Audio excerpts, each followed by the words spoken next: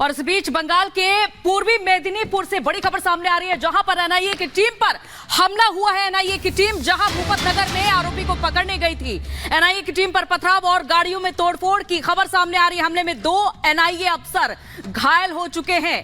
भूपत नगर धमाके में एक आरोपी को पकड़ने गई थी टीम। ये यहां पर एक बड़ा एक्शन देखा जा रहा था, लेकिन दूसरी ओर वहां पर जो उपद्रवी मौजूद है वो एनआईए की टीम पर ही हमला कर देते हैं। तो देखिए किस तरह से आरोपियों को बचाने की पूरी कोशिश हो रही है, क्योंकि भूपत नगर में धमाका हुआ था और इसी सिलसिले में एनआईए की टीम जब यहां पर एक्शन करने पहुंची तो उस वक्त की तस्वीरें सामने आई है। यहां पर एनआईए की टीम पर हमला हुआ है और महिलाएं किस तरह से यहां पर देखें विरोध करती हुई हाथों में डंडे लिए हुए नजर आ रही है और कुछ इस तरह से पूर्वी मेदिनीपुर का यह मामला सामने आया है। एनआईए की टीम पर हमला और 2 अफसर एनआईए के घायल बताए जा रहे हैं इस कार्रवाई के दौरान। तो देखिए एक बार फिर से यहां पर सेंट्रल एजेंसी की टीम पर बड़ा हमला होता है। इससे पहले जहां संदेश खाली में ईडी की टीम पर हमला हुआ और अब पूर्वी मेदिनीपुर में एनआईए की टीम पर हमला हुआ है। तो बिल्कुल सीधा ज्यादा जानकारी के लिए अपने सहयोगी दीपेश के पास चलना चाहेंगे। दीपेश, एक बार फिर से एनआईए की टीम पर यह हमला ये दर्शाता है पश्चिम बंगाल के अंदर अगर जांच एजेंसियां किसी भी कार्रवाई को अंजाम देने जाएंगी तो उनका क्या यही हश्न होगा और क्या बंगाल में यह कल्चर साफ बन गया है?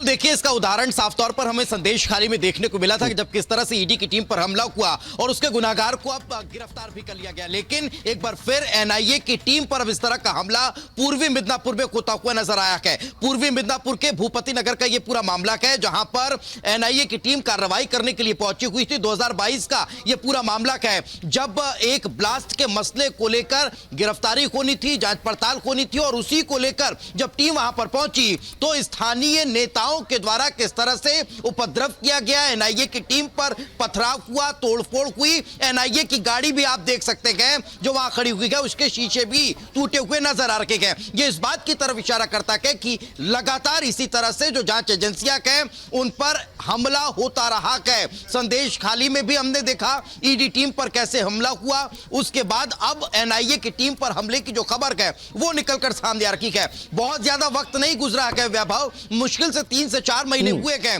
जब संदेश खाली में ईडी की टीम पर हमला हुआ था और अब ये तस्वीरें देख सकते हैं कि कैसे यहां एनआईए की टीम को रोका गया, हमला किया गया, पथराव हुआ, तोड़फोड़ की स्थिति निर्मित हो गई।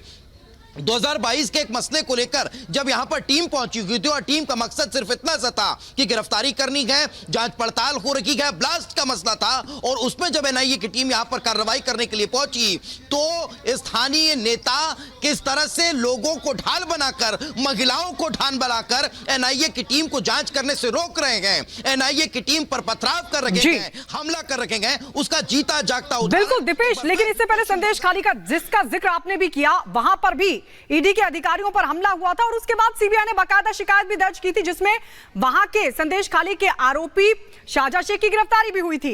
अब इस मामले में भी क्या लग रहा है आपको कि अब आगे एक्शन तय है और जवाब देना होगा प्रशासन को भी कि ऐसा हुआ क्यों? देखिए बिल्कुल गायत्री, जिस तरह की तस्वीरें निकलकर सामने आ रही हैं वो इस बात की तरफ इशारा कर रही हैं कि एक जांच एजेंसी अपना काम कर रही है, आप उसे अपना काम करने से रोक रखे हैं। यानी कि सीधे तौर पर यह कहा जा सकता है कि यहां इस टीम पर हमला जो है वो अब जांच के दायरे में आएगा।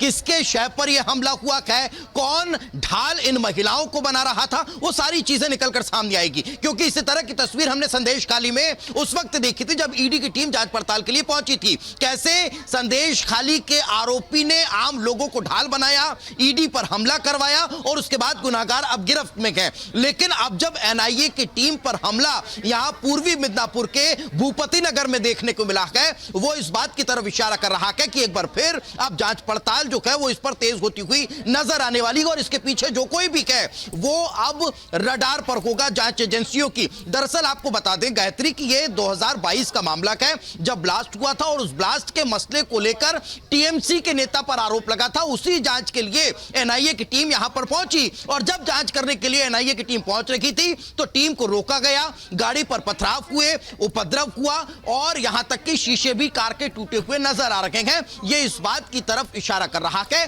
कि जांच होगी और जांच के बाद कड़ी और बड़ी कार्रवाई देखने को मिलेगी। लेकिन बिल्कुल दीपेश, सवाल तो यहां पर यह बनता है कि बार बार केंद्रीय जांच एजेंसी पर हमला हो रहा है। बहुत बहुत शुक्रिया दीपेश तमाम बातचीत के लिए, जानकारी के लिए। तो लगातार ये देखा जा रहा है, पहले संदेश खाली पर ईडी की टीम पर हमला होता है और अब एनआईए की टीम पर हमला हुआ था।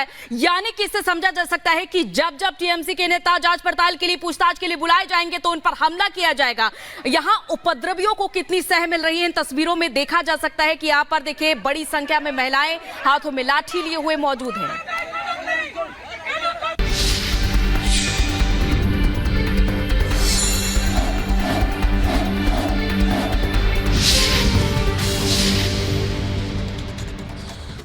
तो चलिए अब बात 2024 के चुनाव की करेंगे। दरअसल बड़ी खबर आपको बता दें, रिपब्लिक भारत से गिरिराज सिंह बोले हैं सनातन विरोधियों से उनका मुकाबला है, ना मैं फायर ना ही फायर ब्रांड हूं।